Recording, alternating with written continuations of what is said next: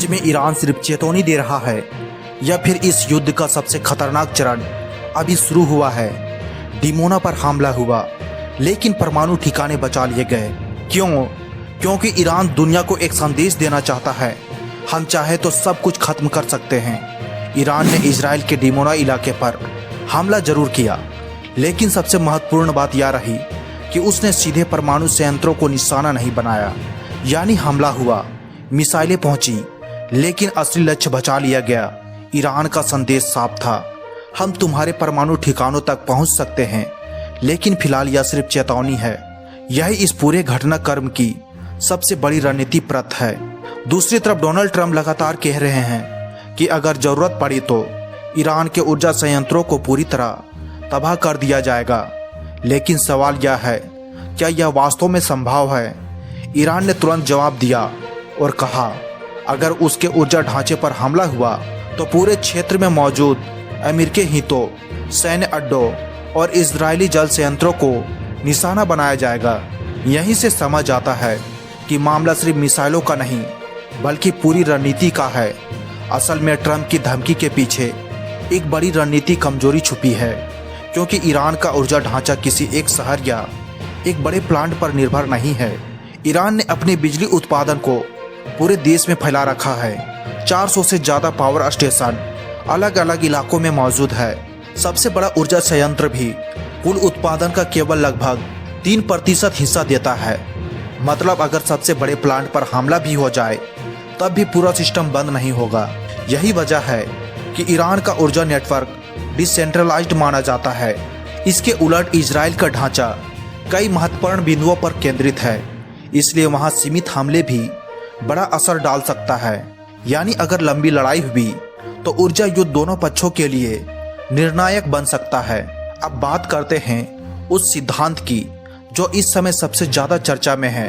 Iran का mosaic security डोक्ट्रिन या सिर्फ सैन्य नीति नहीं बल्कि सर्वाइवल स्ट्रेटजी है। इसका मतलब है अगर शीर्ष नेतृत्व पर हमला हो जाए तब भी युद्ध नहीं रुकेगा।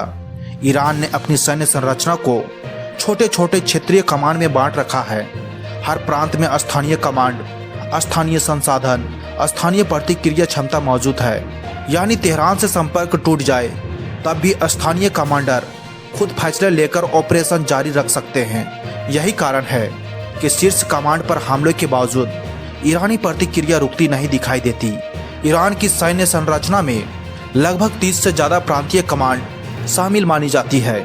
हर इकाई के पास अलग सुरक्षा नेटवर्क, अलग स्थानीय समन्वय और जरूरत पड़ने पर अलग हमला क्षमता होती है।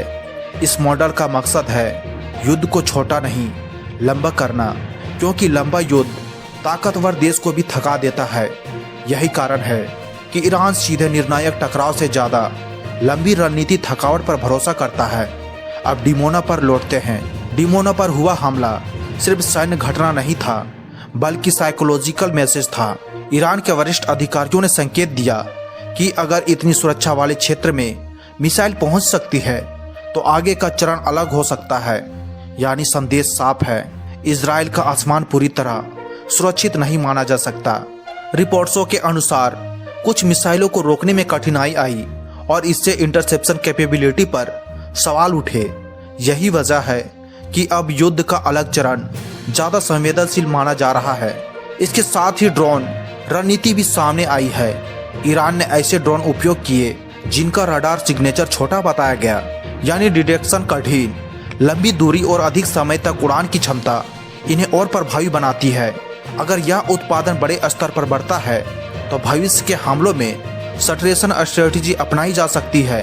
अब सबसे महत्वपूर्ण ऐतिहासिक बात, ईरान ने यह मॉडल अचानक नहीं बनाया, इसकी सोच बहुत पहले शुरू हुई। ईरान वार के बाद जब सद्दाम हुसैन का शासन गिरा तो पूरे क्षेत्र ने एक बात सीखी, अगर पूरा नियंत्रण एक केंद्र में हो तो शीर्ष नेतृत्व गिरते ही पूरी व्यवस्था टूट सकती है। ईरान ने इसी जोखिम को देखते हुए अपनी संरचना बदलनी शुरू की। ऊर्जा भी फैलाई, कमांड भी फैलाया, सैन्य प्रतिक्रिया भी फैलाई। यानी लक्ष्य साफ था, अगर सिर पर हमला हो तब भी शरीर लड़ता रहे। यही कारण है कि कई विश्लेषक मानते हैं ईरान को हराना सिर्फ सैन्य हमला नहीं बल्कि लंबी रणनीति लड़ाई है। और यही इस पूरे संघर्ष को दुनिया के सबसे जटिल टकराव में बदल देता है, क्योंकि यहाँ सिर्फ मिसाइलें नहीं चल रही, यहाँ धैर्य, ढांचा, ऊर्जा और समय चारों हथियार बने हुए हैं।